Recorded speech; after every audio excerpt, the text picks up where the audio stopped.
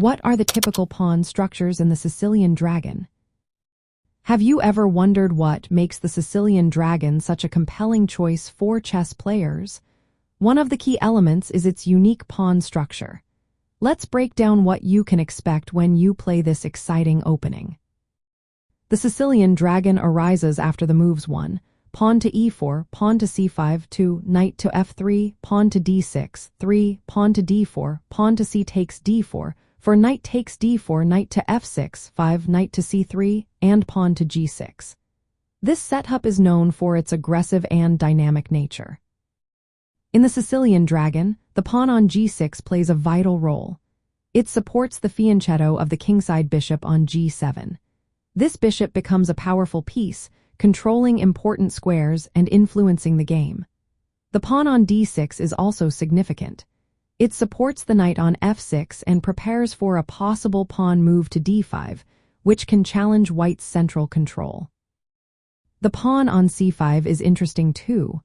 While it may get exchanged early, its initial presence helps to contest white's central pawns. This is crucial in the fight for control of the board. Now, let's talk about some practical applications. Understanding the pawn structure in the Sicilian Dragon is essential for both sides. For black, maintaining flexibility is key. You want to prepare to challenge white's central pawns effectively. For white, managing the central pawns is just as important. You will have to decide whether to play a Maroczy Bind with pawn to c4 or adopt a more aggressive setup.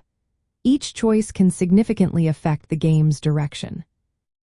There are also common variations to be aware of. One of the most aggressive lines against the dragon is the Yugoslav Attack. This involves moves like bishop to e3, queen to d2, and bishop to h6, followed by a kingside pawn storm. On the other hand, the Maroczy Bind is a positional approach where white plays pawn to c4 to prevent pawn to d5. However, this is less common in the dragon due to black's pressure on the pawn on e4. In summary, the typical pawn structures in the Sicilian Dragon create a rich battlefield for both players.